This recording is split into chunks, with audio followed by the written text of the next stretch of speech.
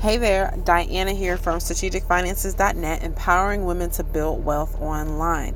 Today I'm going to do a video showing you how to fill out your Form W-4 if you are single with no kids, okay? Single with no kids. So I went to irs.gov, I pulled up the form. So this is to show you how you're going to fill out the form. So obviously, you fill out, it says employees withholding allowance certificate. So you pull out this form, you fill it out, okay, your first name, last name, all your, personal information, address. But what you're going to do is on line 5, you'll see total number of allowances you're claiming. And it says in parentheses from the applicable worksheet on the following pages. Let's go to the applicable worksheet on the next, not the next, but the next page. And it says personal allowances worksheet, keep for your records. So let's go. This is the sheet that you're going to fill out to determine what you put here. And this piece right here that we're looking at where it says employees withholding allowance certificate, this is the sheet that you're going to give to your human resources office or wherever you need to give this to. So let's start. A, enter 1 for yourself. So in line A, enter 1. B, enter 1 if you will file as married filing jointly. Obviously leave that 0 because in this example it's single with no dependents or no children. So line C says enter 1 if you will file as head of household. All right. Let's see what head of household is. Some people aren't sure. I know I wasn't sure at first until I went up and go to the top of the sheet here, and it'll tell you what head of household. So line C, it says head of household.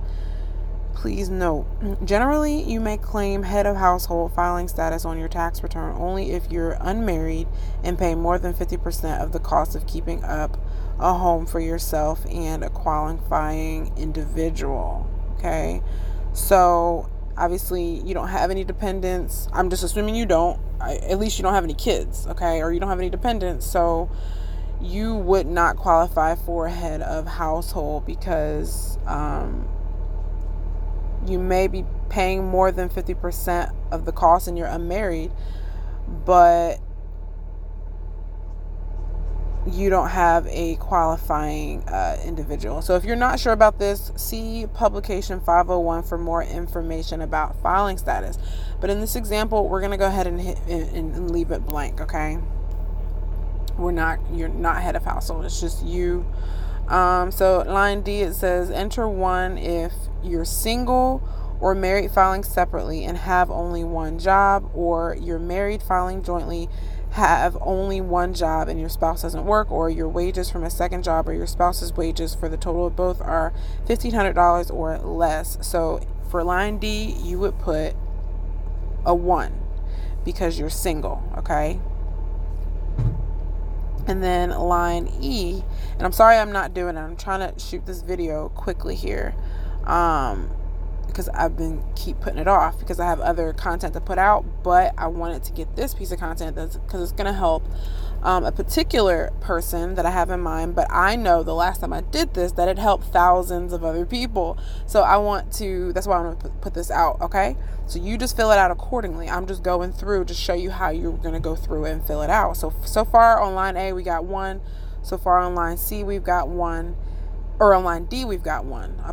Apologies, okay? So let's go to line E, okay? And I could probably, no.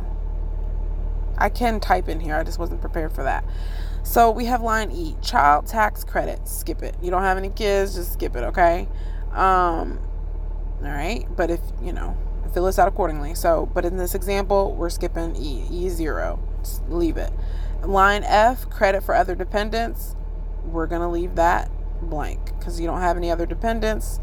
For line G, other credits. So if you have other credits, see worksheet 1-6 of publication 505 and enter the amount from that worksheet here. All right. So let's leave that blank. Let's just assume you don't have any other credits. In line H, so what you're going to do is add lines A through G and enter the total here. That would be a 2 on line H. All right. So there you have it. Now, if you keep going, all right, you'll have deductions, adjustments, additional income. Now that is going to add allowances, okay? So for example, if you're already involved in a home-based business or some sort of business, you get additional allowances. If you're looking to start a business, you get additional allowances, and you would put that here, and this is going to help you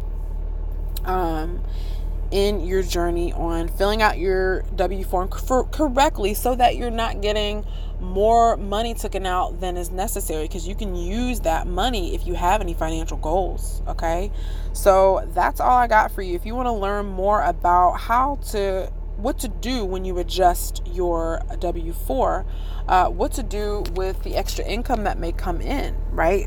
Because the IRS says, I didn't say this in the beginning, that you should revisit your W-4 every year and as your situation changes. So did you give birth to a kid? Did you get married? Did you get divorced? Did you start a business? Okay, so fill it out accordingly. So this was the example for a single person, no kids, no dependents, 2 allowances. So you would go back up and you would put a 2 in line 5, and you would turn this into your human resources office, and within 10 to 14 days you'll see the adjustment. You'll see it with the numbers on your next pay. Now, if you want to be 1,000% sure that you filled out what I just went through right, okay, click the link below, and I'm going to leave a link to a video that I did showing you how to use the tax withholding calculator. Okay, so thanks so much for watching. Be sure and subscribe to this channel if you're interested in economic empowerment, personal financial success, and entrepreneurship. Thanks so much for watching. Bye for now.